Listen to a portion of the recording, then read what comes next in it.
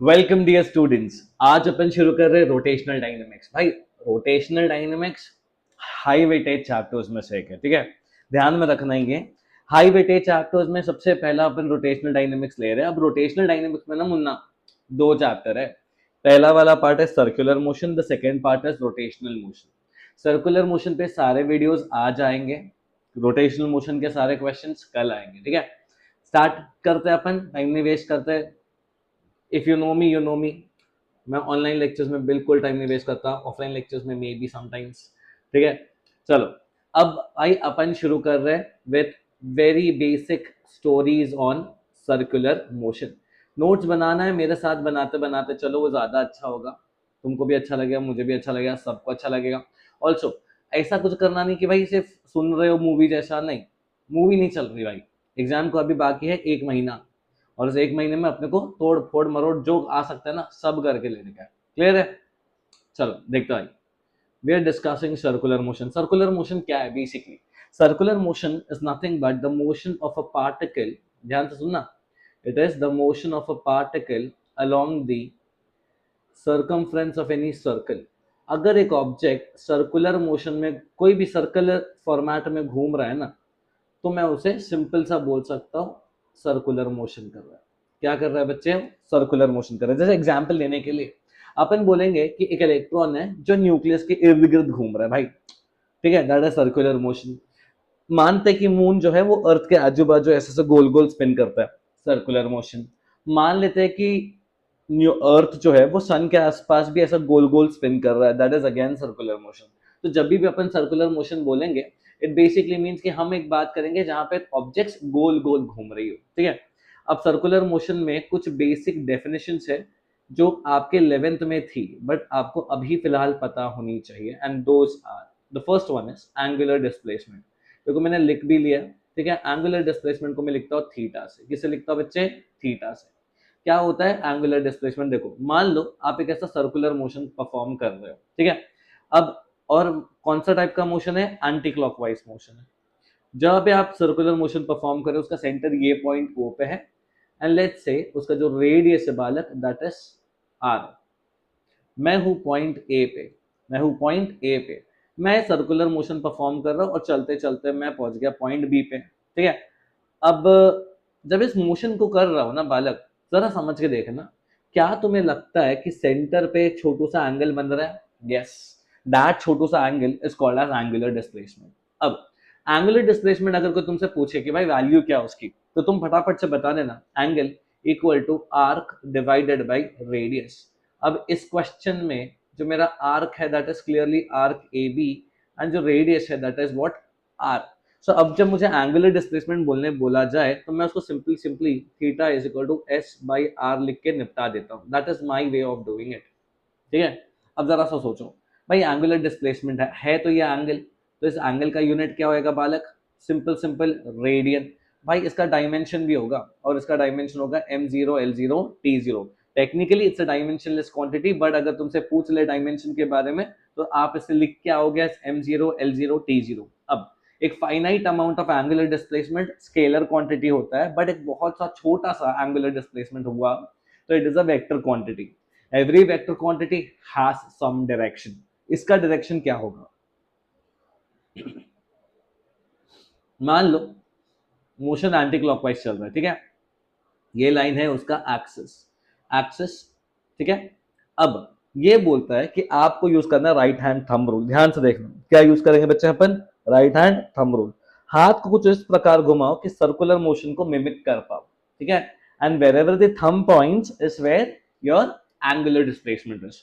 सो इस केस में अगर मैंने मेरे हाथ को कुछ इस प्रकार से रोल किया और मेरा थंब कुछ ऊपर की तरफ गया, तो मैं बोलूंगा कि भाई मेरा थीटा जो आया बच्चे वो इधर आया, ठीक है। So sorry.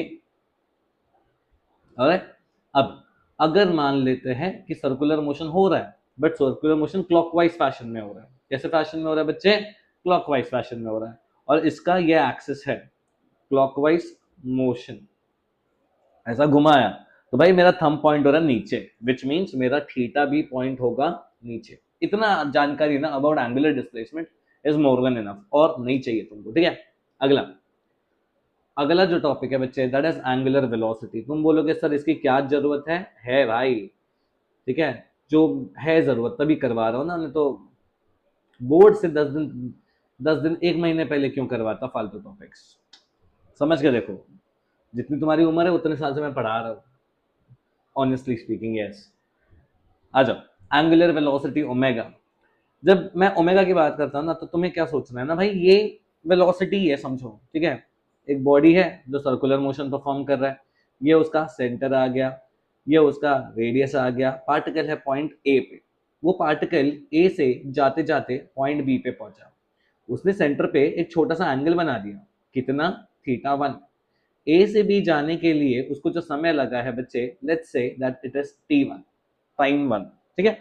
अब वो बी से चला चला चला और सी तक पहुंचा।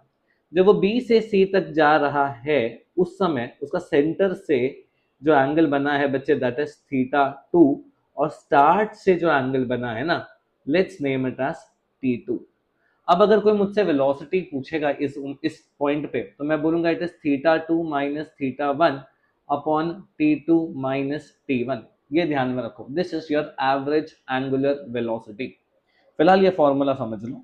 और अगर किसी ने पूछा नहीं मुझे ना भाई चौथे सेकंड में बता दो एंगुलर वेलोसिटी कितनी है, मैं बोलूंगा एक काम करो, डेरिवेटिव कर दो। अगर आपको थीटा का इक्वेशन दिया है और आपको बोला है find the value of angular velocity at t = 4 second, एक एग्जांपल कर ही लेते हैं, है ना। एक एग्जाम्पल ले लो, अगर मान लो आपको थीटा दिया गया है 3t² माइनस 4t प्लस 1, और इस केस में बोला फाइंड ओमेगा, ठीक है। पहला, between t = 0 to t = 2 second. दूसरा, एट t = 2 सेकेंड। हिंट समझो जरा ध्यान से, हिंट को जरा ध्यान देने का। भाई अगर मुझे थीटा का इक्वेशन दिया है as 3t² minus 4t plus 1 and between शब्द दिया है, इसका मतलब मुझसे ये फॉर्मूला यूज करने को बोला है। एट शब्द दिया है, ठीक है, एट को फूल बना देते हैं, तो तब मुझे ये फॉर्मूला यूज करना है। बात समझ आया। ये कब यूज करोगे, जब आपके पास एट होगा, ये कब यूज करोगे, जब आपके पास बिटवीन होगा, बस और कुछ नहीं। अगर आपके पास बिटवीन है तो एवरेज का फॉर्मूला, एट वर्ड दिया है सब में तो आप इंस्टेंटेनियस का फॉर्मूला लगाओगे। फिलहाल बिटवीन सॉल्व करते हैं। बिटवीन वाली कहानी देखना जरा ध्यान से। पहला, एट t = 0, ये मेरा t1 हो गया, t = 2 सेकेंड, ये मेरा t2 हो गया। मैं क्या करूंगा पता है, मैं t = 0 उठाऊंगा और इसमें पुट कर दूंगा। समझ आया। मैं क्या करने वाला हूँ, मैं t की वैल्यू को 0 पुट कर दूंगा। जैसे मैंने t की वैल्यू को 0 पुट किया, मुझे मिल गया 1 रेडियन। फिर मैं थीटा की t की जगह 2 पुट कर दूंगा, तो t2² is 4, 4 into 3 is 12, 2 into 4 is 8, 12 minus 8 is, 12 minus 8 क्या होता है, 4, 4 प्लस 1 इज 5, तो मेरा आंसर आ गया 5 रेडियंस। तो अगर किसने मुझसे ओमेगा एवरेज पूछा, तो मैं simple theta 2 minus theta 1 upon t2 minus t1 करूंगा। बात समझ आया। तो भाई थीटा 2 माइनस थीटा 1 क्या होता है, 5 minus 1 4, t2 minus t1 2, answer आ गया 2 रेडियन पर सेकेंड। खत्म गेम। अब मुझसे पूछ लिया किसी ने ओमेगा बताओ इंस्टेंटेनियस वाला, कैसे पता चला, एट शब्द से पता चला। तो मैं क्या करूंगा, कर दूंगा भाई इसका डेरिवेटिव। अब डेरिवेटिव सिखाने के लिए फिलहाल तो समय नहीं है, आई एम अज्यूमिंग तुम्हें आता है, ठीक है। इस चीज का 3t² माइनस 4t प्लस 1 का अगर मैं डेरिवेटिव करता हूँ, तो मुझे आता है 60 माइनस 4। अब इसमें eight t = 2 seconds you get omega as 6 2s are 12, 12 minus 4 is 8 radian पर सेकेंड। समझ आया। चलो आगे देखते हैं। अगला वाला एंगुलर एक्सेलरेशन। क्या है बच्चे, ये मेरा एंगुलर एक्सेलरेशन है। अब एंगुलर एक्सेलरेशन को एक्सप्रेस करते हैं यूजिंग द लेटर अल्फा। कैसे एक्सप्रेस करेंगे बच्चे, यूजिंग द लेटर अल्फा। भाई अल्फा बेसिकली नॉर्मल एक्सेलरेशन ही है, समझो यार, ज्यादा कुछ खास है नहीं। It's omega 2 minus omega 1 upon t2 minus t1 जब आपको एवरेज चाहिए होगा। और जब आपको अल्फा इंस्टेंटेनियस चाहिए होगा, तो आप चुपचाप से इस ओमेगा को डेरिवेट कर देंगे, गेम खत्म। That is it. अब सिर्फ इंपॉर्टेंट पॉइंट जो तुम्हें नोट डाउन करना about omega and alpha is, मान लीजिए ये आपका सर्कुलर मोशन है और सर्कुलर मोशन हो रहा है एंटी क्लॉकवाइज, तो अभी तक जो सीखा हमने, थीटा इधर ही आएगा, ओमेगा भी इधर ही आएगा, अभी तक तो हमने यही सीखा है, ठीक है। अब मैं इसी को ना रेप्लिकेट कर देता हूँ, यस, एक और आ गया। अब जरा सा समझना ध्यान से, मान लेते हैं कि ओमेगा की वैल्यू अब इंक्रीज हो रही है, क्या हो रही है बच्चे, इंक्रीज, तो अल्फा भाई इसके सपोर्ट में होगा, लेकिन अगर ओमेगा ने धोखा दे दिया, ओमेगा हो गया डिक्रीज, तो अल्फा भी बोलेगा भाई मैं नहीं आ रहा तेरे साथ, अल्फा भी डायरेक्शन बदल देगा लाइक योर एक्स। बात समझ आया, नहीं आया, ठीक है। तो that was your angular acceleration. अब बढ़ते आगे।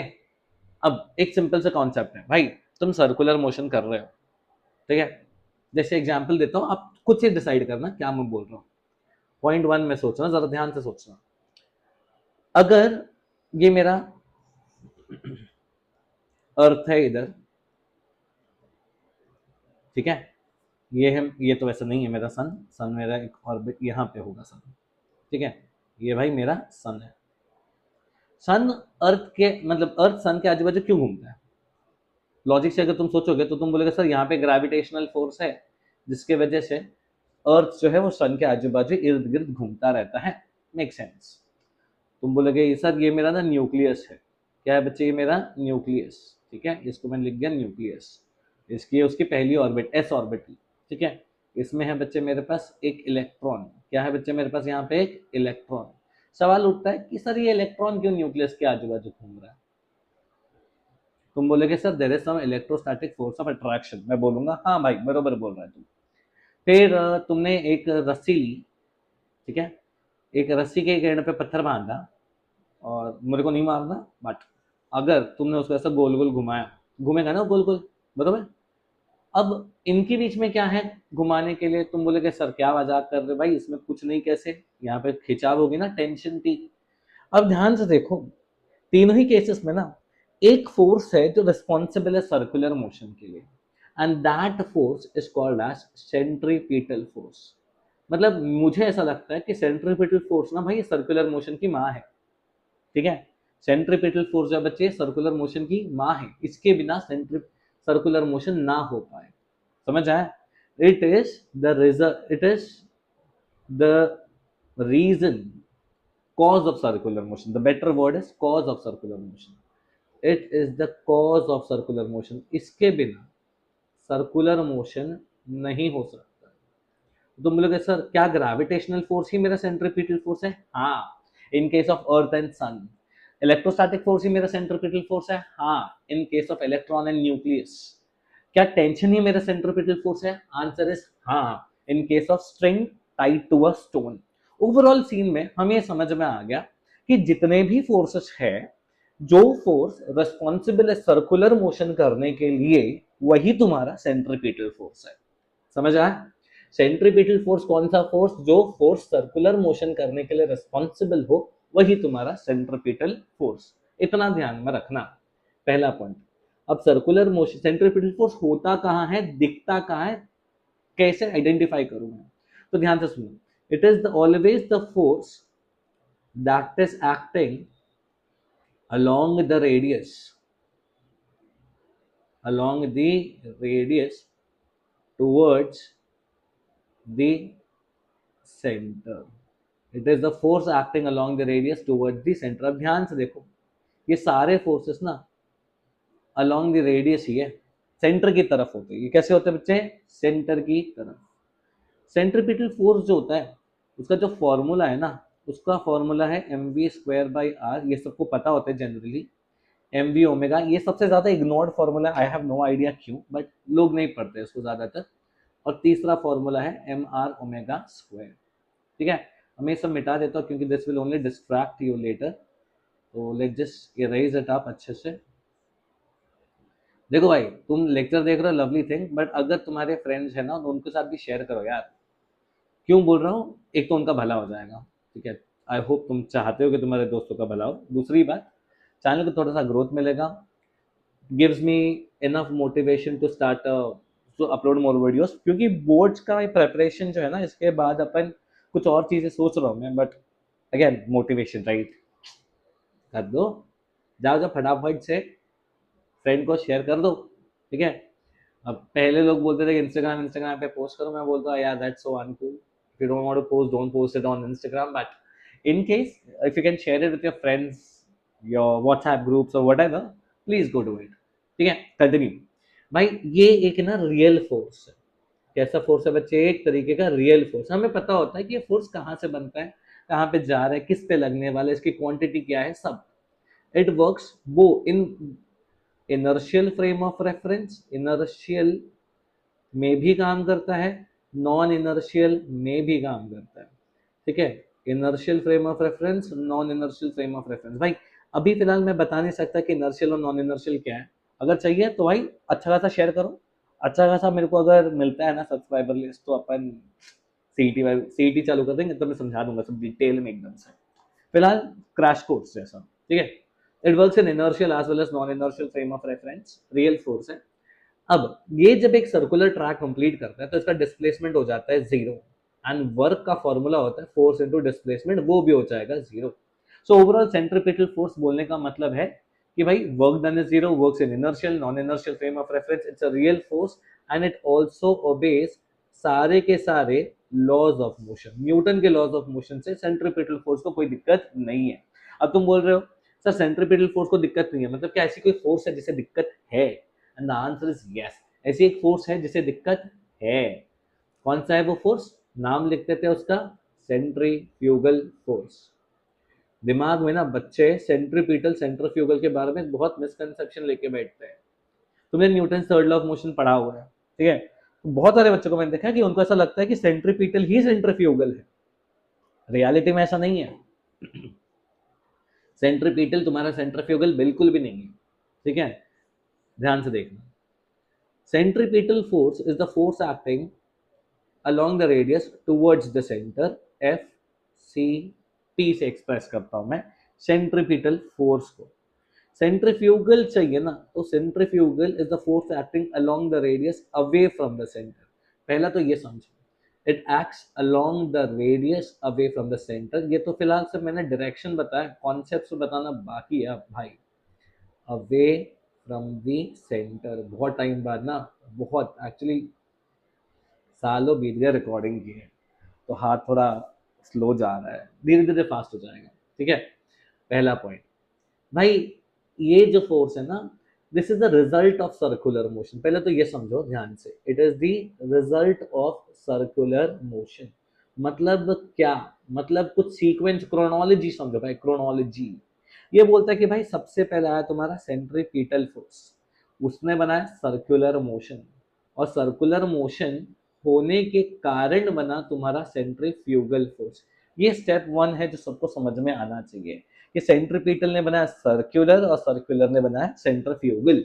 अब दूसरा पॉइंट, पॉइंट नंबर 2 बोलता है कि भाई सेंट्रीपिटल फोर्स और सेंट्रीफ्यूगल फोर्स का जो मैग्नीट्यूड है ना, दैट इज सेम, यानी mv²/r उसका, mr ओमेगा स्क्वायर उसका, mv ओमेगा उसका, और इसका दोनों का सेम है। दिमाग में आता है कि सेंट्रीपिटल और सेंट्रीफ्यूगल एक्शन रिएक्शन फोर्सेस है, but the reality of the story is नहीं, वो एक्शन रिएक्शन फोर्सेस नहीं है, these are two independent forces, so please do not confuse them. MCQ आ जाए कि भाई एक्शन रिएक्शन फोर्स है तो है क्या, तो तुम बोलोगे नहीं। दूसरा, it's a pseudo force. Real forces ऐसे वाले फोर्सेस होते हैं जिनका हमें पता होता है कि भाई कहाँ है, कहाँ नहीं, कहाँ से शुरू हुआ है, कहाँ जा रहा है, कहाँ खत्म हो रहा है, इसका माँ कौन, बाप कौन, भाई कौन, चाचा कौन, कुछ नहीं पता, ठीक है। It's a pseudo force, it does not obey laws of motion. This one does not obey laws of motion. Point number 4। Point number 5, does not obey laws of motion के साथ साथ अगर हम ध्यान से समझें तो ये बेचारी चीज जो है ना, हमारी सेंट्रीफ्यूगल फोर्स, ये सिर्फ और सिर्फ non inertial frame of reference में ही काम करता है, ये हमारे इनर्शियल फ्रेम ऑफ रेफरेंस में काम नहीं कर पाता, तो ये ध्यान में रखना, non inertial frame of reference. तो ये बेसिक चीजें याद होनी चाहिए। अब अगर किसने बोल दिया कि भाई मुझे ना वेक्टर फॉर्म चाहिए, तो तुम बोलोगे ठीक है भाई, सेंट्रीफ्यूगल फोर्स अगर वेक्टर फॉर्मेट में लिखना है तो उसका मैग्नीट्यूड लिख दो, लिख दिया। उसका डायरेक्शन दे दो, आर नॉट कैप से आर कैप से अपन डायरेक्शन दे देंगे, ठीक है। यहाँ पे प्लस लिखना, क्योंकि जो डायरेक्शन रेडियस वेक्टर का है ना बच्चे, ये देखो ये तुम्हारा रेडियस वेक्टर है, यही है तुम्हारा सेंट्रीफ्यूगल फोर्स का डायरेक्शन। कहीं पे भी जब जैसे यहाँ पे ऊपर वाले केस में, ठीक है, जहाँ पे तुमने सेंट्रीफ्यूगल फोर्स का डायरेक्शन इधर लिखा था, बरोबर रेहाना, बस यहीं पे अगर मैंने रेडियस का भी लिखने का सोचा तो भी आउटवर्ड ही आएगा। अब यहाँ पे देखो, कहीं कहीं कोई भी केस पे देख सकते हो भाई, रेडियस वेक्टर इधर, यही सेंट्रीफ्यूगल फोर्स। ये कॉन्सेप्ट सबको समझाना। Centripetal force is the mother of circular motion, भाई ये क्या बन गया, centripetal force is the mother of circular motion, और सर्कुलर मोशन का बच्चा इज सेंट्रीफ्यूगल फोर्स। नहीं समझे, ऐसा लिख के दे देते चलो।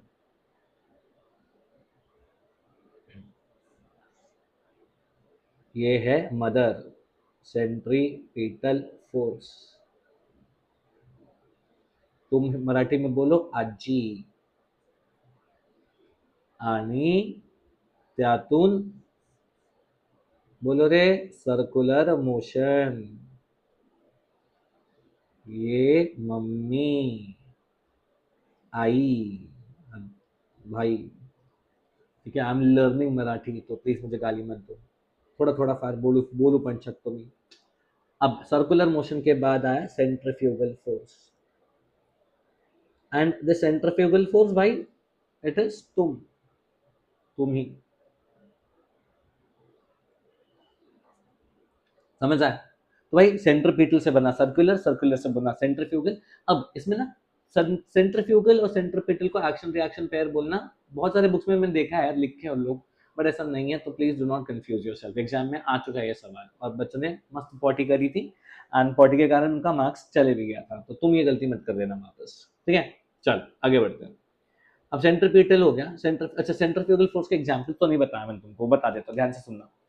भाई तुमने अगर कभी वॉशिंग मशीन देखा है, तो वॉशिंग मशीन में ड्रायर होता है, तुम अपने मतलब कपड़े धुल गए, तुमने ड्रायर वाला सेटअप चालू कर दिया, तो ड्रायर में ना एक स्टील का टब देखा होगा तुमने, या प्लास्टिक का टब देखा होगा, what ever is the washing machine at your home. उस टब के अंदर सारे कपड़े, और तुमने जैसे ड्राई मोड पे डाल दिया तो वो घूमने लगता है बहुत तेजी से।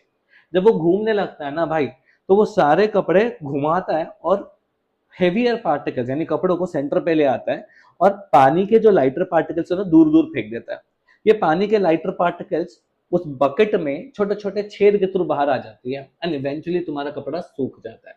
सूख जाता मतलब इट इज मॉइस्चर रेजिस्टेंट, अब जाके तुम उसको कहीं पे भी रख दो सूख जाएगा, अब तकलीफ नहीं देगा तुमको कपड़ा। बात समझ गए, that is your centrifugal force. तुमने वो ग्रामोफोन देखा, ऐसा भोपूसा सा होता है? एक सीढ़ी होती है, एक कांटा सा होता है, रख दो वो घूमता था, और उससे गाने निकलते थे, ठीक है। तो ग्रामोफोन था। अब उस ग्रामोफोन में अगर उस सीढ़ी पे मैंने एक सिक्का रख दिया, कॉइन रख दी, और घूमने चालू कर दिया उसने, तो what you observe is with time वो कॉइन जो सरक सरक के बाहर आ जाता है। सेंट्रीफ्यूगल फोर्स, तो भाई सेंट्रीफ्यूगल फोर्स यही चीज है, सॉर्टेड। अब सेंट्रीपिटल हो गया, सेंट्रीफ्यूगल हो गया। अब आते हैं डेरिवेशंस पर। पहला question, we are supposed to calculate maximum safe velocity on a curved banked road। भाई ध्यान से देखना, हम कैलकुलेट कर रहे हैं maximum safe velocity on a curved bank road. नहीं, अभी अभी बैंक रोड नहीं, पहले अपन हॉरिजॉन्टल रोड का करेंगे, फिर बैंक रोड का करेंगे। हॉरिजॉन्टल रोड, ठीक है भाई। मान लीजिए ये तुम्हारा रोड है, फ्लैट सा, नहीं ये फ्लैट तो नहीं बना, ये कुछ तो अजीब सा बन गया है, मिटा लो भाई। अब इस पे तुमने एक गाड़ी ली, भाई मेरे मेरे ड्राइंग पे हंसना तो हंस देना, कमेंट भी कर देना, मुझे कोई दिक्कत नहीं है, ठीक है। गंदी है यार, कसम से बहुत घटिया है। और एक तो ना ये पेन टैप की आदत छूट गई है ना, मतलब तो अच्छी आ भी नहीं रही है।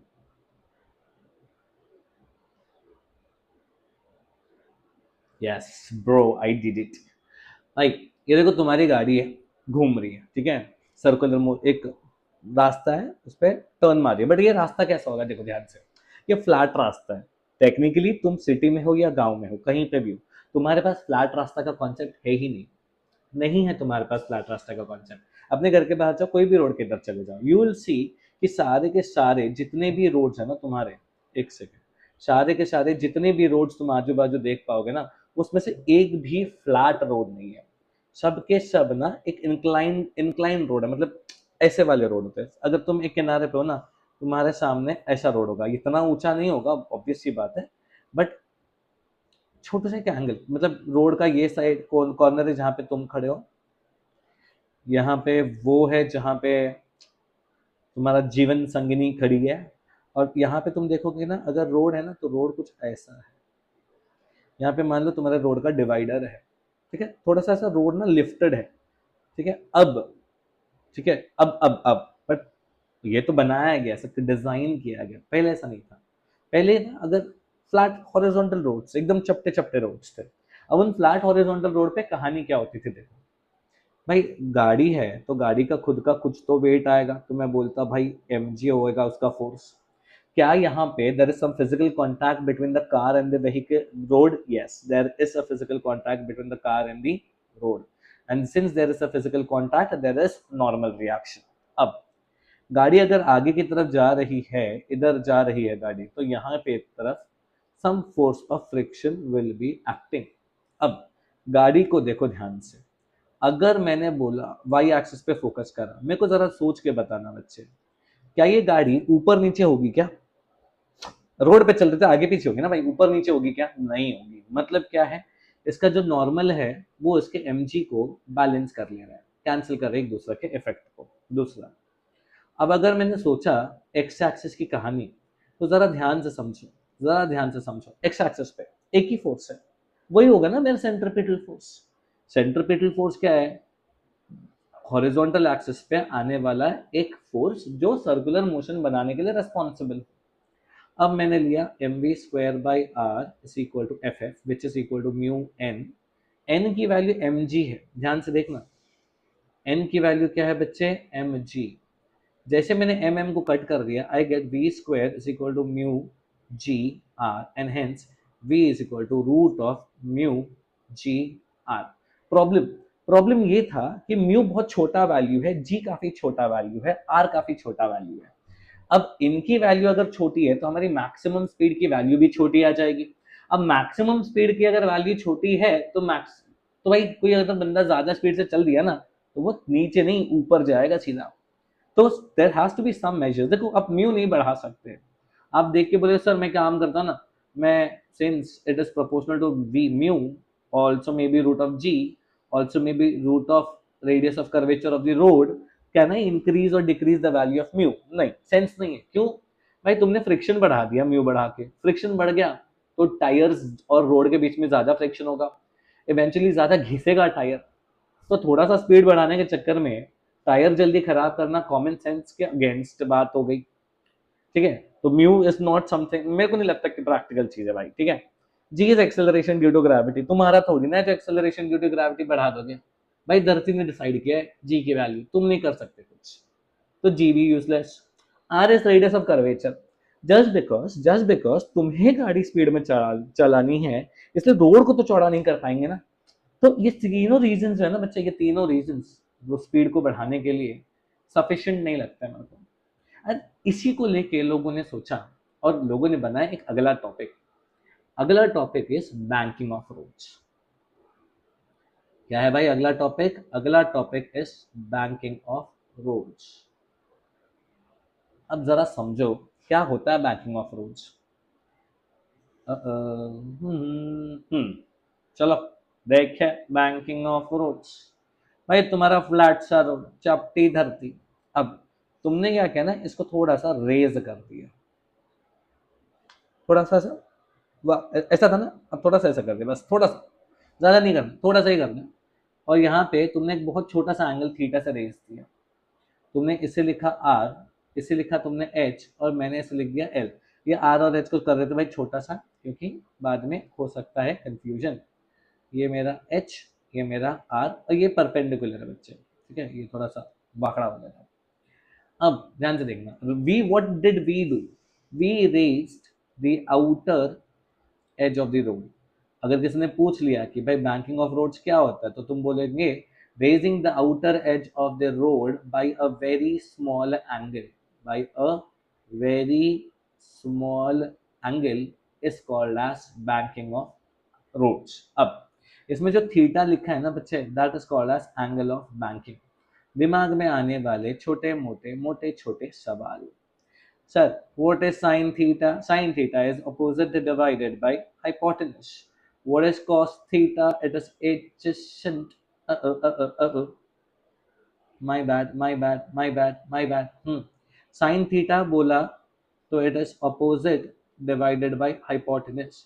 Cos theta बोला तो it is adjacent divided by hypotenuse. R की value L cos theta and h की value L sin theta. A relation between h, L and R simple. R square plus h square is equal to L square, क्योंकि Pythagoras theorem अब भी exist करता है। तो अपने banking और roads देख लिया, बट सवाल फिर से एक और जाएगा, बैंकिंग करने के कारण क्या मेरी मैक्सिमम सेफ स्पीड इंक्रीज होती है या डिक्रीज होती है, क्या होती है, आओ देखें। We are going to calculate the maximum safe speed on a curved banked road, on a curved banked road, ठीक है, maximum safe speed on a curved banked road. So अब ध्यान से देखना, मेरे पास एक कर्व्ड बैंक रोड है, मतलब एक रोड है जो बैंकिंग हो चुकी है और भाई वो कर्व्ड भी है। तो let me draw that road. हाँ, अरे वाह, मैं तो एक्सपेक्ट नहीं किया था ये ट्राइंगल ऐसा बन जाएगा करके खुद से। लवली। अब ना मैं इस पे एक व्हीकल लगा रहा हूँ। अगेन नहीं यार, जान दो, मैं इस बार ना उसको बॉक्स ही बना दूंगा, ज्यादा लोड नहीं ले रहा, मैं बोल दिया लोड नहीं ले रहा, लेकिन ले लिया मैंने।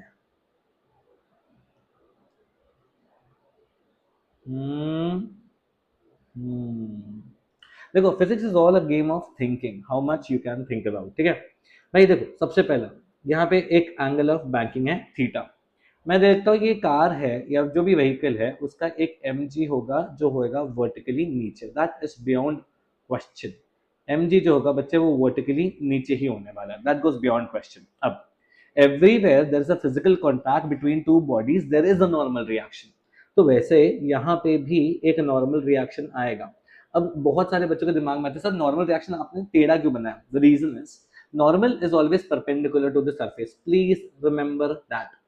आपका जो भी नॉर्मल रिएक्शन होगा ना बच्चे, वो हमेशा सरफेस से परपेंडिकुलर ही होने वाला है, ये ध्यान में रखना। सरफेस कौन सा? मतलब रोड से परपेंडिकुलर। ये मैंने ड्रॉ किया एक्स वाई एक्सिस, ठीक है। अब जरा ध्यान से देखो, अब तुम्हारी बुद्धि क्या चमकाएगी तुमको। ये थीटा है तो भैया ये एंगल थीटा है, ये एंगल थीटा है तो ये एंगल थीटा है, और अगर ये एंगल थीटा है तो n जो कि एक फोर्स है वो डिवाइड होगा दो सेक्शंस में। पहला एक n cos थीटा यहाँ बनाएगा और एक n sin थीटा यहाँ बनाएगा, ठीक है। अब दूसरा, भाई जब गाड़ी इधर जा रही है तो एक फोर्स ऑफ फ्रिक्शन लगेगा इधर, ये आया भैया मेरा फोर्स ऑफ फ्रिक्शन और ये आया मेरा एंगल थीटा। अब ये एंगल थीटा के चक्कर में मैं यहाँ पे खोल दूंगा एफ एफ कॉस थीटा और इस वाले पे आ जाएगा बच्चे मेरा F F sine theta. F F का मतलब फोर्स ऑफ फ्रिक्शन। अब डायग्राम में ही पूरा मसाला है, कसम से बता रहा हूँ, डायग्राम में ही है जो है, बाकी आंसर में कुछ खास ड्रामा नहीं है भाई। कलर कौन सा चूज करें? अपने पास ग्रीन नहीं है, ग्रीन लेते चलो, आ जाओ, है ना। अब let's talk about Y axis, along Y axis, क्योंकि वाई एक्सिस को रिजॉल्व करना सबसे ज्यादा इजी है मेरे लिए। वाई एक्सिस, वाई एक्सिस पे अगर मैं देखूं तो ऊपर की तरफ एक लौता फोर्स है एन कॉस थीटा और नीचे की तरफ दो फोर्सेस है, एक है मेरा एम जी और एक है मेरा एफ एफ साइन थीटा। अब मैं एम जी निकालता हूं तो N cos theta minus F F sine theta is equal to M G. F F जो होता है बच्चे that is force of friction. Force of friction is equal to mu N. Please remember this. नहीं याद है? Okay अभी याद कर लो। Please remember force of friction is equal to mu times normal reaction. ये भूलना नहीं है किसी भी बच्चे ने, ठीक है? अब हुआ along y axis. Now let's talk about what happens along x axis. x axis में बच्चे आप क्या करोगे? आप देखोगे कि मेरे पास x axis पे दो ही फोर्स है, एक n sin थीटा और एक ff cos थीटा। ध्यान से देखो, तो मुझे लगता है यही दो फोर्स है जो रिस्पॉन्सिबल होगा सेंट्रीपिटल फोर्स को बनाने के लिए। देखो ध्यान से, x एक्सिस पे दो ही फोर्स है और ये दोनों फोर्स क्या बनाएगी? मेरी centripetal force. n sin theta, lovely. ff क्या है? ff है मेरा mu n cos theta is equal to mv square by r, equation 2। अब क्या करेगा ना, अपन इक्वेशन 2 को लेंगे, इक्वेशन 1 से डिवाइड कर देंगे। ध्यान से देखना, यहाँ पे इक्वेशन 2 क्या आया मेरा? इक्वेशन 2 आया मेरा n sin theta plus mu n cos theta is equal to mv square by r। Equation 1 क्या है? इक्वेशन 1 की तरफ नजर घुमाएंगे अभी हम लोग सब। इक्वेशन 1 क्या है? इक्वेशन है n cos theta minus mu n sin theta. Alright, n cos theta minus mu n sin theta is equal to mg। अब ध्यान से देखना, मैं बहुत मस्त चीज करूंगा, खत्म हो जाएगा सब कुछ, गेम खत्म। बाय। सबको ना n cos थीटा से डिवाइड करो, सबको ऊपर, और n cos थीटा से डिवाइड किया है तो न्यूट्रलिटी मेंटेन करने के लिए हम n cos थीटा से मल्टीप्लाई भी करेंगे। सिमिलरली ऊपर नीचे भी वही करेंगे हम, n cos थीटा से डिवाइड और डिवाइड और multiply. n cos theta cut गया, ठीक है? अब ऊपर देखना, nn कट के tan थीटा बच गया, बाजू वाले के पास सिर्फ म्यू बचा, नीचे 1 माइनस म्यू nn कट के tan theta is equal to v square upon rg। My job was to find out the value for v। तो v कैसा निकाले बच्चे? rg को उधर भेज दो, अंडर रूट ऑफ ब्रैकेट के अंदर mu plus tan theta upon 1 minus mu tan theta. अब अगर मैं इसमें से v मैक्स निकालूं, यानी मैक्सिमम सेफ स्पीड निकालूं, so this is clearly root of R G into mu plus tan theta upon 1 minus mu tan theta. कभी कभी ना एग्जाम में तो नहीं पूछते, टीचर लोग ही पूछते हैं, ऑप्टिमम स्पीड बता दो, ठीक है? ऑप्टिमम स्पीड, ऑप्टिमम स्पीड पूछ लिया ना, तो ऐसा सोचने का कि फ्रिक्शन हो गया तुम्हारा जीरो। तो फ्रिक्शन जैसे ही जीरो हो गया तो बच्चे ध्यान से सोचना, ध्यान से सोचो भाई, ये तुम्हारा गायब हो जाएगा जीरो, ये तुम्हारा गायब हो जाएगा जीरो, तो ऊपर सिर्फ tan थीटा बचेगा और नीचे से 1 बचेगा। tan थीटा अपॉन 1 क्या होता है? tan theta. ये tan थीटा हो जाएगा v मैक्स के साथ कंबाइन होगा और मुझे बना देगा under root of R G tan theta. अच्छा, इतना नहीं खत्म होता है, अब इसके बाद सवाल उठता है, sir what do you think is the value for angle of banking? तो ध्यान से सुनना, एंगल ऑफ बैंकिंग की जो वैल्यू है that is square this equation. ये जो v स्क्वायर, इस इक्वेशन को स्क्वायर कर दो और इसमें से थीटा निकालो। कैसे निकालोगा? मैं इस आरजी को ना धकेल दूंगा उस तरफ, भाई जा तू उधर से, और उसके बाद tan को भी हटा दूंगा। आ गया? That is it.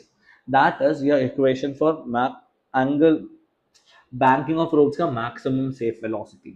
अब सवाल आता है कि सर मैक्सिमम सेफ स्पीड है तो मिनिमम भी होगा, तो मिनिमम बता दो। मैं बोला क्यों नहीं भाई, बता देता हूँ मैं। Let's calculate minimum safe speed on a curved horizontal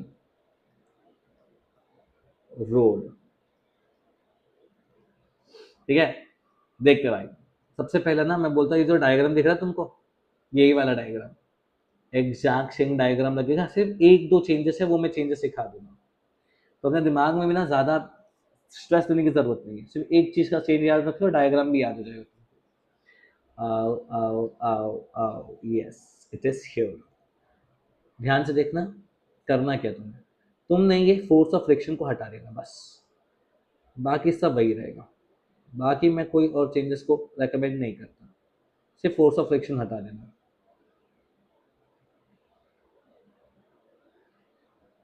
बस।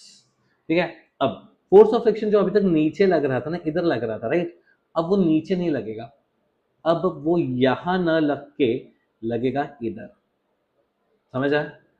वो लगेगा बच्चे इधर, ये आया मेरा force of friction.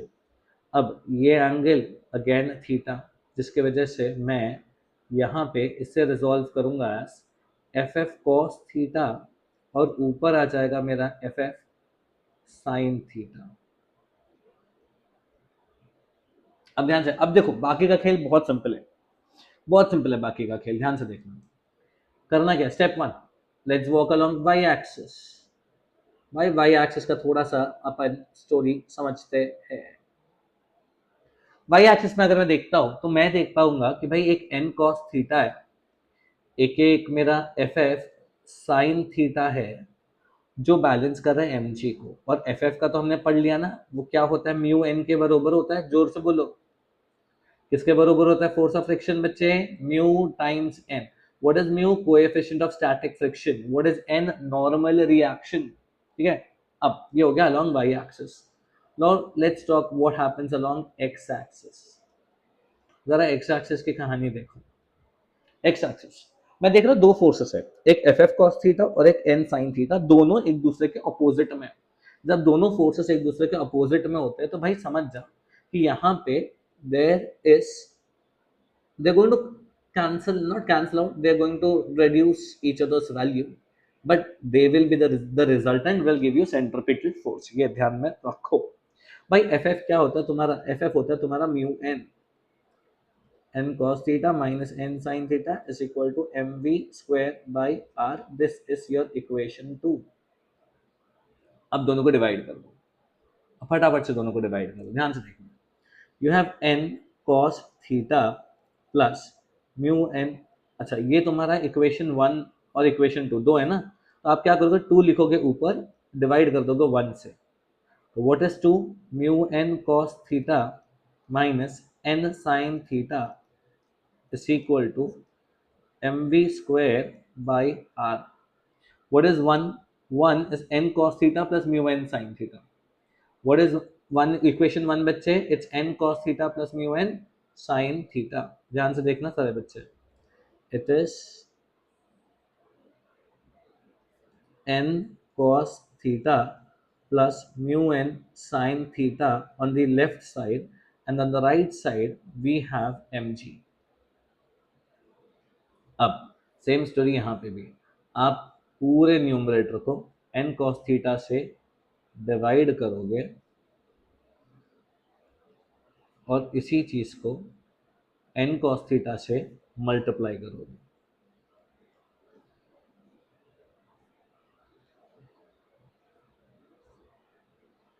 n cos theta से डिवाइड करोगे और n cos थीटा से मल्टीप्लाई करोगे। भाई n cos थीटा कट गया, ठीक है, बचा क्या, यहाँ पे मैं देख रहा है n cos थीटा ने n cos थीटा काट दिया, n कट गया, n कट गया, n cos थीटा कट गया। What is my remaining answer, mu minus tan theta upon 1 plus mu tan theta is equal to v square by R G, क्योंकि m और m cut गया, ये जो v square आ गया बालक, that is equal to R G into mu minus tan theta upon 1 plus mu tan theta.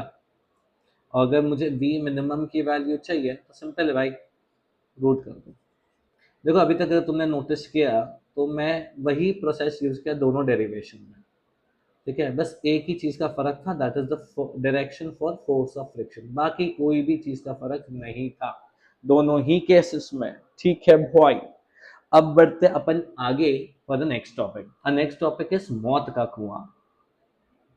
ठीक है, देखो मैं ना, मेरे को एक कंप्लेंट आया कि भाई मैं बहुत फास्ट बात करता हूँ, ठीक है। अगर मैं बहुत ज़्यादा फास्ट बोलता हूँ तो तुम थोड़ा स्लो में देखो, अगर मैं बहुत स्लो बोलता हूँ तो तुम थोड़ा फास्ट में देखो, है ना। वेल ऑफ डेथ,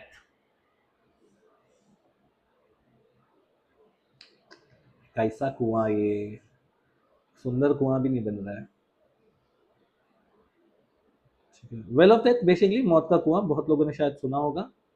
मैंने रिसेंटली पढ़ाया था क्लास में, तो बच्चे बोलते हैं कि सर एक कोई तो रैप स्टार था, उसके गाने में भी वेल ऑफ डेथ दिखाया गया है। तो मैंने बोला फिर ठीक है भाई, तुम देख लेना और क्या, कुछ हनुमान काइंड ऐसा कुछ तो है, मेरे को नहीं पता भाई, मैं नहीं सुनता रैप्स, बट है ऐसा कुछ तो है। बच्चे बता रहे थे, तुम देख लेना, अगर तुम्हें अच्छा लगता है तो तुम्हें पता भी होगा मोस्टली। एक कुआं होता है जिसमें एक बाइकर होता है, बाइकर गोल गोल घुमाता रहता है। The challenge here is simple, biker को जिंदा रहना है। बाइकर जिंदा कैसे रहेगा, न गिर के। मान लो ये तुम्हारा बाइकर है, अगर वो गिर गया तो भाई वो नीचे नहीं जाएगा, सीधा ऊपर जाएगा, ठीक है। अब जरा देखो, भाई बाइकर है तो उसका mg आएगा नीचे, विदाउट अ डाउट, क्योंकि there is physical contact between the wheels of the bike and the wall, so therefore there will be normal reaction. भाई जिस डायरेक्शन में जाएगा उसके अपोजिट डायरेक्शन में फोर्स ऑफ फ्रिक्शन तो होगा ही होगा। अब जरा ध्यान से सोचना, यहाँ पे मैं सोच सकता हूँ कि भाई along X axis normal provides centripetal force, मतलब नॉर्मल इस बार ही सेंट्रीपिटल फोर्स का काम कर रहा है, मतलब mv² r is equal to n। Equation 1, equation 2 देखो। इक्वेशन 2 बोलता है कि तुम्हें लगता है कि एफ एफ जो है फोर्स ऑफ फ्रिक्शन वो mg को बैलेंस कर रहा है, और फोर्स ऑफ फ्रिक्शन का फॉर्मूला होता है म्यू एन, अभी पढ़ा था हमने, और इस n का फॉर्मूला होता है mv²/r, ये तुम जानते हो अब तक इक्वेशन 1 के अनुसार। फ्रॉम इक्वेशन 1 m ने m का काट दिया, तो mu v²/r is equal to g, therefore v is equal to under root of R G by mu. ये वो स्पीड है जिससे वो बाइकर घुमाएगा, अगर इससे स्पीड कम होगी तो वो नीचे और उसकी आत्मा ऊपर। समझ आ गया, that is the concept on well of death. अब वेल ऑफ डेथ के बाद let's go down to the last concept of horizontal circular motion, and that is conical pendulum. चलो शुरू करेंगे अभी अपन। हम बात कर रहे हैं कोनिकल पेंडुलम की। किसकी बात कर रहे हैं हम बात कर रहे हैं कोनिकल पेंडुलम की। जरा देखते हैं। देखो भाई, कोनिकल पेंडुलम बहुत सिंपल सा चीज है, it's a simple pendulum. Simple pendulum समझते हैं, मान लो तुम्हारे घर की छत है, सीलिंग, अरे वो टकले पे रहते हैं ना तुम्हारी, ये दिख रही है, ये सीलिंग जिसमें पंखा लगा हुआ है, यस। अब इस सीलिंग से एक रस्सी निकली है नीचे, और वो अटैच्ड है एक बॉब को, मतलब मेटल का एक टुकड़ा, एक छोटा सा बॉल होता है जिसका वेट ज्यादा होता है। अब नॉर्मली पेंडुलम ऐसा ऐसा ऑसिलेट करता है, बरोबर, बट ये वाला पेंडुलम ऐसा ऐसा नहीं है, ऐसा गोल घूमने वाला है, समझ रहे हो। देखो देखो ध्यान से, नॉर्मली पेंडुलम जो होता है बच्चे, वो ऐसा ऐसा ऑसिलेट करता है, बरोबर, लेकिन ये बोलता है ऐसा नहीं, मुझे ऐसा गोल घुमाना है, मतलब अगर तुम ऊपर से देखो तो ऐसा सर्कल सा दिखना चाहिए तुमको, दैट इज कोनिकल पेंडुलम। तो कोनिकल पेंडुलम का जो, कोनिकल क्यों बोला जाता है पता है, क्योंकि जो उसका प्रोजेक्शन होता है ना, वो एक कोन जैसा लगता है जब वो गोल गोल घूमना शुरू करता है, ठीक है। तो बना देते हैं भाई, मिटा दो, जैसे उसने तुम्हारा नाम अपनी हिस्ट्री से मिटा दिया। यस, ठीक है। वो कोन एक प्रोजेक्टरी कोन का बनाता है, वो एक हॉरिजॉन्टल सर्कल ट्रेस करता है। अब ध्यान से देखना, कुछ चीज़ है, बेसिक चीज़ है भाई। ये क्या है, ये मेरा रेडियस है, ये है मेरा हाइट, ये है हमारा एल यानी लेंथ। बहुत फनी लगता है पता है, जब ऐसा टीचर्स का हाथ वाकड़ा तिकड़ा होता है और वो ड्रॉ करते रहते हैं, जब ज्यादा ठीक है। अब ध्यान से सोचना इस बॉब के बारे में, बॉब पे फोकस करो, ग्रीन वाला बॉब पे फोकस करो भाई। इसका ना एक mg होगा वेट, जो जाएगा सीधा नीचे, यस, गोज बियॉन्ड क्वेश्चंस। इसके साथ साथ यहाँ पे एक टेंशन भी होगा, यस, अगेन। अगर भाई ये टेंशन होगा, तो टेंशन तो किधर बीच में लटका हुआ है ना, we need to resolve it. अगर मैंने इसे यहाँ पे एंगल दिया है थीटा, तो भाई ये हो गया तुम्हारा एंगल थीटा, और ये टेंशन तुम्हारा रिजॉल्व हो गया टी कॉस थीटा, और यहाँ पे आ गया बच्चे तुम्हारा टी साइन थीटा। अब सिर्फ अभी तक कुछ ढूंढा नहीं है हमने, हम सिर्फ कॉन्सेप्ट को समझ रहे हैं। T cos theta M G को बैलेंस कर रहा है, और टी साइन थीटा इकलौता फोर्स है, तो यही फोर्स है शायद जो आपका सेंट्रीपिटल फोर्स बना के देगा। अब सवाल में क्वेश्चन क्या क्या आता है, सबसे पहले v बनाना बताओ, v बना के बताओ। तो मैं बोलता एक काम करते हैं, v चाहिए ना, दोनों को डिवाइड कर दो, टी साइन थीटा और टी कॉस थीटा दोनों को डिवाइड कर दो भाई। जैसे मैंने T sine theta upon T cos theta कर दिया, मुझे मिल गया V square by R G. T ने टी का काट दिया, टैन थीटा बन गया, वो तुम्हारा काट दे भाई, यहाँ पे टी का ही काटेगा, तो वी आ जाएगा मेरा under root of R G tan theta, खत्म कहानी। ये आ गया v। अब v के बाद आता है, एग्जाम में कभी वो लोग पूछते हैं ओमेगा बताओ, तो मैं बोलता भाई बहुत आसान है। क्यों? जब ओमेगा पूछेगा तो तुम बोलोगे sir we know that v is equal to R omega, and v is also equal to under root of r g tan theta।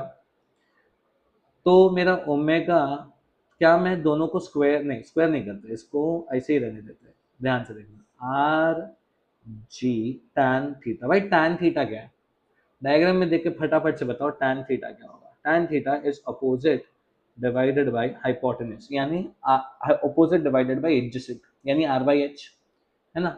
tan theta क्या आएगा बच्चे, r बाई एच।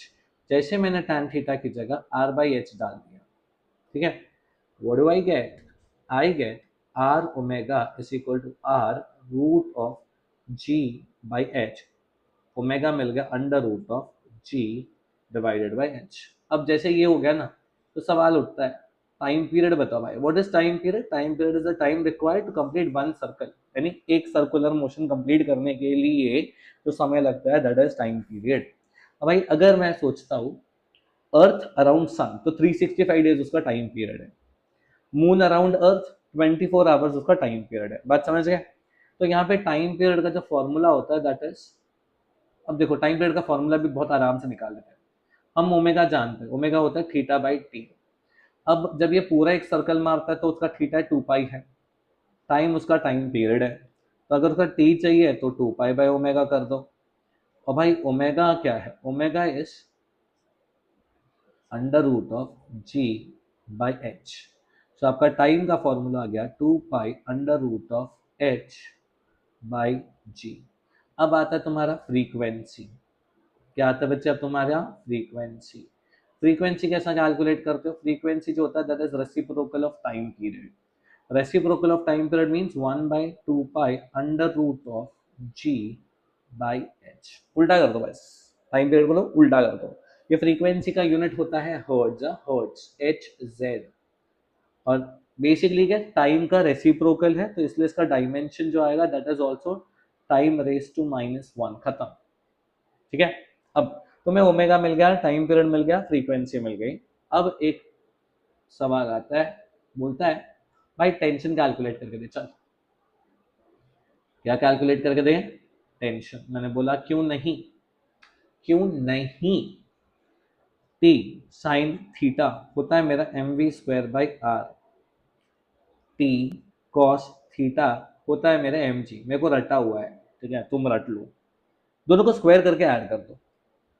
जैसे मैं दोनों को स्क्वायर करके ऐड कर दूंगा, देखना क्या हो रहा है मेरे साथ, मतलब स्क्रीन पे क्या हो रहा है, बना बोलेंगे सर आपके साथ क्या हो रहा है बताओ। कुछ कॉमन फैक्टर तो निकाल दो बाहर, यहाँ पे तो टी स्क्वायर कॉमन आ गया, sine square theta plus cos square theta 1 हो गया।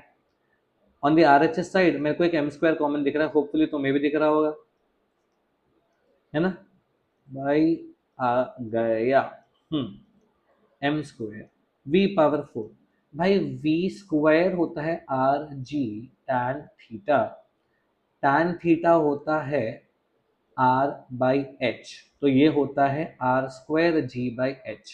अब v पावर 4 हो जाएगा मेरा r power 4 g power 2 h power 2, direct डाल दो, r4g² अपॉन h², एक r² तो है ही, प्लस g², तो t² is equal to m², ऊपर में से मैंने एक g² को कॉमन ले लिया, तो बचा क्या मेरे पास r²/h² प्लस 1। अगर मैं टेंशन लिखूं तो it is simply mg into root of 1 plus r² upon h²।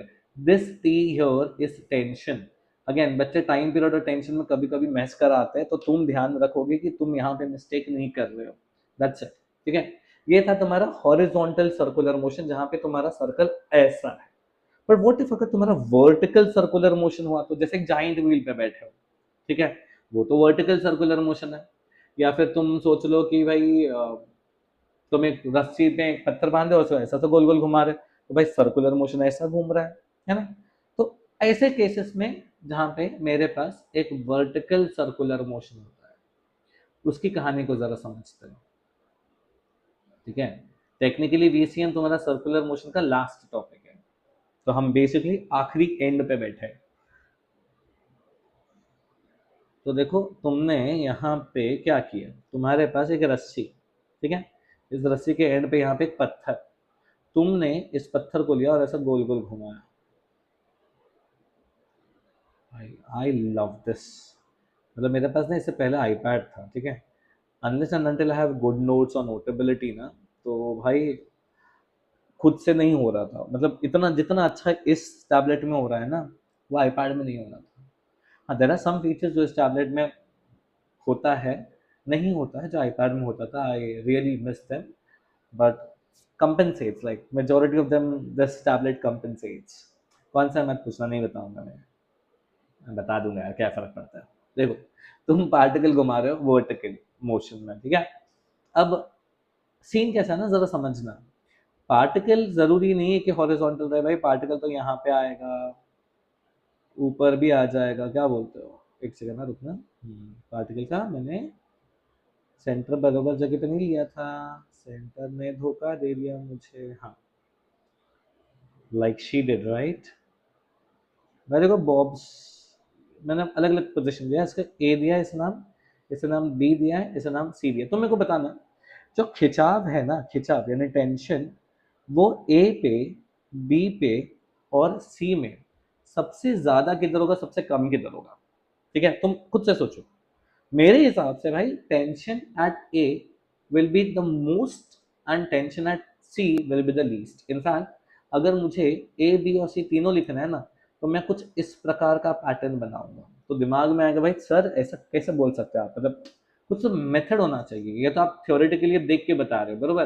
वैसे तो फिजिक्स बहुत ज़्यादा फील करने वाला कॉन्सेप्ट है, सब्जेक्ट है, बट ये तो आप बता दे रहे हो, बट मेरे को चाहिए यहाँ पे मैथमेटिकली प्रूव करके दो। ठीक है भाई, कर लेते हैं प्रूफ मैथमेटिकली, कितना ही जाएगा, है ना। तो भाई एक काम करते हैं अपन ना, एक ड्रॉ कर लेते हैं पोजीशन, नाम दे देते हैं इस पोजीशन का डी, नाम दे देते हैं इस पोजीशन का डी। अब मैं समझता हूँ कि बच्चे, एक तो पॉइंट डी पे एक एम जी होगा जो नीचे होगा विदाउट अ डाउट, एक टेंशन होगा जो इधर होगा, एक सेंट्रीपिटल फोर्स होगा जो इधर होगा, ठीक है। एफ सी लिख रहा हूँ मैं फिलहाल, एफ सी पी। अब मैं देख रहा हूं कि भाई अगर मैंने ऐसा देखा, ये मेरा एक्स वाई एक्सिस बना, ये मेरा एक्स एक्सिस बन गया अभी, और ये वाला मेरा वाई एक्सिस है, ठीक है। अब जरा समझना, ये मेरा वो थीटा होगा जो मेरा यहाँ थीटा था, तो ये आ गया मेरा M G cos theta. I now think कि टेंशन, ठीक है, और एफ सी पी मेरा एम जी, एक सेकेंड माई मिस्टेक, यहाँ पे टेंशन और एम जी कॉस थीटा जो है, ये मिलके मेरा सेंट्रीपिटल फोर्स बना रहे थे, बराबर ना। The resultant of all forces along the horizontal will create my centripetal force.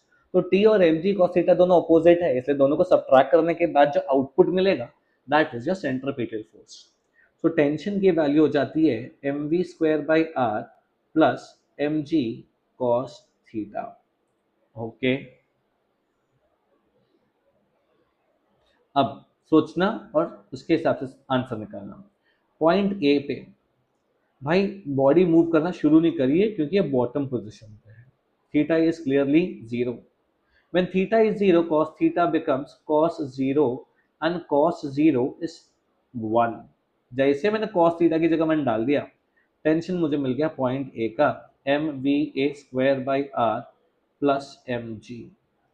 Notice करना इस इक्वेशन को, मैं बाद में इस पर एक सवाल पूछूंगा।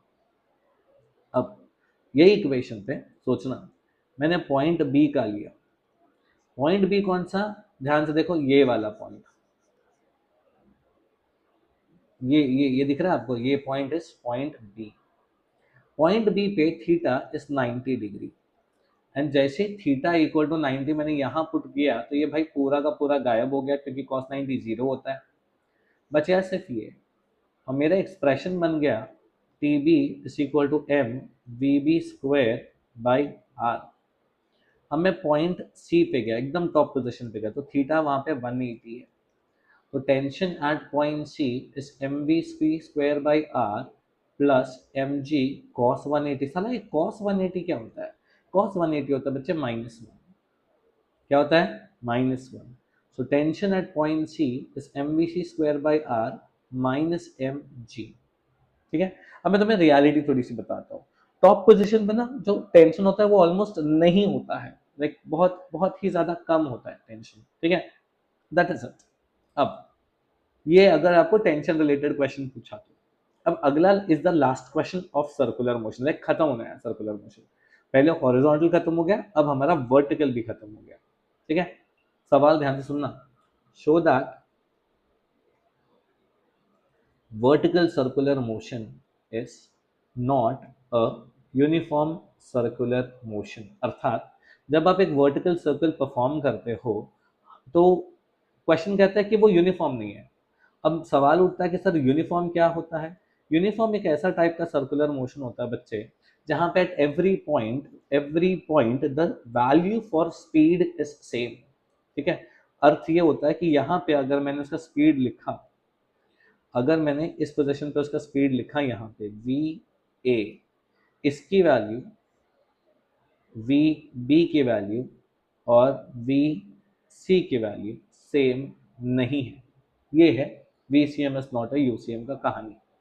ठीक है, मैंने बोला ठीक है भाई कर लेते यार, थोड़ा ना प्रूफ भी कर लेंगे, वी डी इतना नहीं करेंगे, ए बी सी का लेके प्रूफ करते हैं। अच्छा, पॉइंट ए पे मैंने देखा कि जो tension point, so point A point C से शुरू करते हैं। Tension at point C, don't you think it is approximately zero? अरे होगा ना यार। तो मेरा टेंशन एट पॉइंट सी क्या है? M V C square by R minus M G. भाई मेरे को तो रट्टा हो गया, तुम भी रट लो। M V C square by R is equal to M G, M ने एम का काट दिया ना, तो वी सी स्क्वायर आ गया मेरा आर जी और वी सी आ गया बच्चे मेरा under root of R G. मतलब टॉप मोस्ट पोजिशन पे उसकी जो स्पीड है ना बच्चे, that is equal to root of R G. खत्म। अब दूसरा, तुमने बोला कि ये तो सर आपने मेरे को पॉइंट सी का बता दिया, मेरे को ना पॉइंट ए का बताओ। मैंने बोला ठीक है भाई, पॉइंट ए का जो टोटल एनर्जी होगा, यहाँ पे conservation of mechanical energy use करोगे, विच ऑल्सो टेल्स यू कि भाई टोटल एनर्जी इज कंजर्व करके देखना। हर पॉइंट है ना टोटल एनर्जी निकालना, सेम ही आने वाला है। एट सी दोनों का टोटल एनर्जी सेम होगा। भाई ए का टोटल एनर्जी क्या हो सकता है? It is half M V A square plus M G height of point A, total energy at point C half M V C square plus M G height of point C. Height of point A यानी bottom position का जो height है वो zero में assume करके चलता हूँ। ठीक है, उस हिसाब से पॉइंट सी का जो हाइट होगा that will be two twice the radius. It's half M V A square is equal to half M V C. V C भाई तुमने कैलकुलेट किया है रूट आर जी, तो उसका स्क्वायर होगा R G plus M G height of point C two R. अब यहाँ पे तो हो जाएगा मेरा half M V A square और उस पर ही जैसे ही मैंने एलसीएम किया मेरा आ गया 5/2 एम जी आर। 2 mm काटने के बाद मेरा वी ए आ गया as under root of 5 G R. भाई वी की वैल्यू आ गई मेरे पास √5 GR। इतने में ही ना मैं खुश होकर बोल सकता भाई total energy is not conserve, मतलब खत्म, इतने में ही मैं कन्विंस कर सकता हूँ कि total energy is not conserve. अब तुम्हें चाहिए तो तुम सेम पैटर्न यूज कर लेना बिटवीन ए एंड बी, कर लेना, क्या कर लेते हैं, आओ कर लेते हैं। Total energy at the top bottom position is equal to total energy at midway position. Total energy is half mVA square plus mg h of point A is equal to half mVC square plus mg h of point C। अब भाई simple है, VA यानी top bottom position पे जो उसका V का value है that is 5RG plus mg, height of point 0, starting point पे कोई हाइट नहीं होती भाई, बॉटम पोजीशन पे कोई हाइट नहीं होती, half mvc square plus mg, height of point C, इसका आंसर है R। क्यों? नो एक सेकंड ना, अपन C का और A का कर लिया ना, E का और B का करना था ना। सो सॉरी, कुछ नहीं, अब B का कर लेंगे। A का C का तो हो गया था ना, B का जो रेडियस होता है दैट इज R। कैसे पता चल, डिस्टेंस जो होता है दैट इज R, देखो कैसे, ये है height of point B and height of point B it is clearly R। What is the height of point C? Please tell me, खुद से बताना भाई। height of point C क्या होता है 2R, height of point A क्या होगा बच्चे 0। आओ ये वाला गया गया गया, तो यहाँ पे बचा मेरे पास 5/2 mgr is equal to half mvb square plus mgr। m सारे काट दो, और अब जब मैं वी बी निकालूंगा ना बच्चे, it's under root of 3GR, खत्म। अब देखो हमने बड़े प्यार से हर पॉइंट की वेलोसिटी निकाली और पता चल गया कि भाई हर पॉइंट की वेलोसिटी सेम नहीं है, and therefore we can say that VCM is not a UCM। खत्म। That was your entire chapter on circular motion। ठीक है भाई, अब मैं तो पढ़ा के खत्म कर दिया, तुम्हारा काम है आज के आज इसकी थ्योरी प्लीज प्लीज प्लीज अच्छे से पढ़ लो। ठीक है, सम्स वाला वीडियो भी अपलोड होगा कल के आसपास, पूरा डिटेल एनालिसिस के साथ, कोई टेंशन लेने की जरूरत नहीं है। सर्कुलर मोशन एक दिन, रोटेशनल मोशन एक दिन, और इसका सम्स एक दिन, 3 दिन में हम चैप्टर नंबर 1 कंप्लीट करेंगे। बिल्कुल रश करने की जरूरत नहीं है, जितना मैं पढ़ा रहा हूँ उतना ही रिवाइज करो, और कसम से बता रहा हूँ फुल मार्क्स आ जाएंगे, बिंदास। ठीक है, चलो भाई अगले लेक्चर में मिलेंगे जब हम पढ़ेंगे रोटेशनल मोशन के थ्योरी क्वेश्चंस। तब तक के लिए bye bye, have a good day, also happy new year again.